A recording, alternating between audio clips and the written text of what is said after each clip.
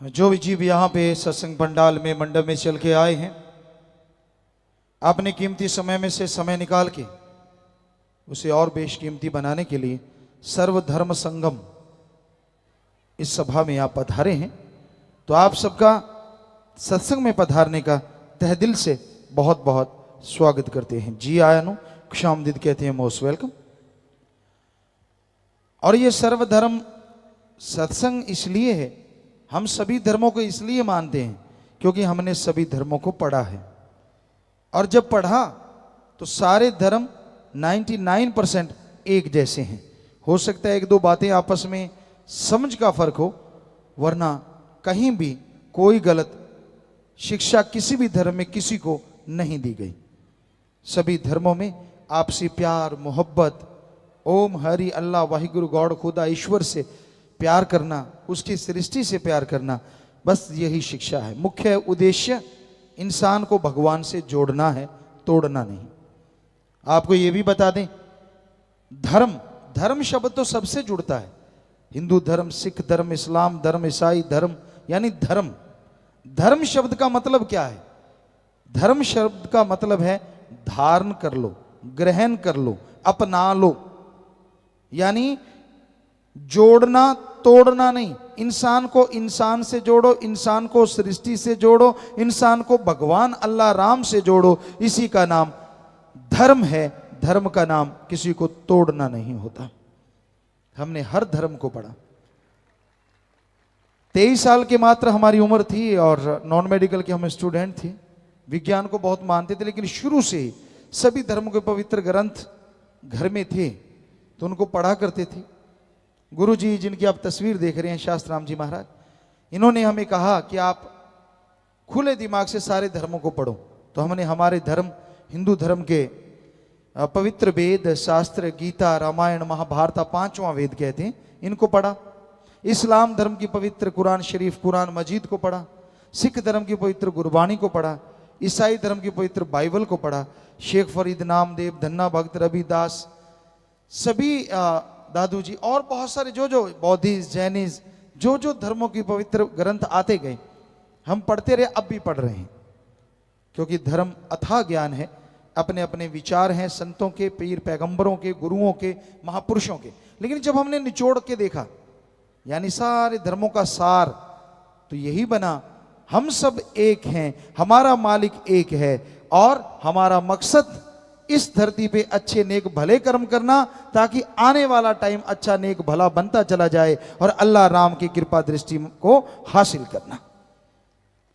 सारे धर्मों में यही उद्देश्य बताया गया है। मेन मकसद, मेन जो एम है इंसान का, वो यही है। अगर पवित्र ग्रंथ पढ़ लिए तो क्या हुआ? भगवान सबसे बड़ा विद्वान है, सबसे बड़ा ज्ञानवान है। उसे ओम कह लो, अल्लाह कह लो, वाहिगुरु कह लो, राम कह लो, पानी को जल कह लो, नीर कह लो, वाटर कह लो, वाशर कह लो, आब कह लो, नीलू कह लो, नीरू कह लो। पानी के नाम बदलने से आप सब सहमत होंगे, क्या पानी का स्वाद या रंग बदलता है? नहीं बदलता। सोचने वाली बात, छोटा सा पानी, उसका नाम बदलने से अगर पानी नहीं बदलता तो उस मालिक तो बहुत बड़ी ताकत है, उसका नाम बदलने से मालिक कैसे बदल जाएगा? हर धर्म में लिखा है, किसी धर्म में नहीं लिखा वो दो हैं। हर धर्म में लिखा वो एक था, एक है और एक ही रहेगा। किसी धर्म में बता दीजिए लिखा हो वो दो हैं। ये तो आदमी ने बना दिए यहां आके, मेरा कोई और, तेरा कोई और, उसका कोई और। खाना पीना अलग, पहनना अलग, रहन सहन अलग। ये कबीलों में बंट गए थे लोग, इसलिए संभव है। लेकिन मालिक ने तो सबको एक जैसा बनाया। मालिक ने तो ऐसा नहीं किया कि एक के ताज लगा के पैदा कर दिया और दूसरे के पूंछ लगा दियो, एक के नाड़ियों में घी दूध भर दिया और दूसरे के खून और तीसरे के पानी भर दिया हो। भगवान ने तो ऐसा नहीं किया, अल्लाह राम ने। उसने तो हम सबको एक जैसा बनाया। एक आपको उदाहरण देना चाहेंगे। सारे धर्मों के छोटे छोटे बच्चे एक जैसे शक्ल वाले हों, जन्म लेते ही एक जगह लिटा दो और आप में से कोई भी बुद्धिजीवी जो सबसे ज्यादा दिमाग रखता हो, क्या उन जन्म लेते बच्चों को एक जगह लिटाए, एक जैसा रंग, क्या आप बता सकते हैं कौन सा बच्चा किस धर्म का है? कोई धर्म को लेके पैदा नहीं होता, पैदा लेके होता है इंसानियत, आदमियत। और जब यहां धरती पे आता है, जैसे माँ बाप जैसी शिक्षा लेता है, उसी धर्म का रंग रूप बनता चला जाता है। यही धर्मों में लिखा हुआ है, यही सच्चाई है।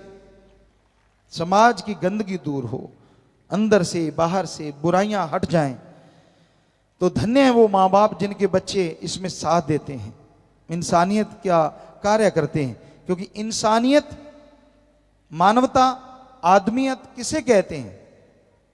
किसी को भी दुख दर्द तकलीफ में तड़फता देख के उसके दुख दर्द में शामिल होना और उसके दुख दर्द को दूर करने की कोशिश करना, इसी का नाम इंसानियत है, आदमियत है, मानवता है। किसी को तड़फाना, किसी को दुख दर्द देना, वो इंसानियत नहीं है, बल्कि वो तो शैतानियत, राक्षसीपन है। तो भाई आपको यही बताना चाह रहे हैं कि हम सब एक, मालिक एक है। हमारे आम तौर पे लोगों के विचार होते हैं कि जैसा ओम हरि अल्लाह राम ने लिखा है, इंसान को वैसा ही मिलेगा, कि जो लिख दिया गया वो मिलेगा। वाकई सच है, जो लिख दिया गया वो तो मिलेगा।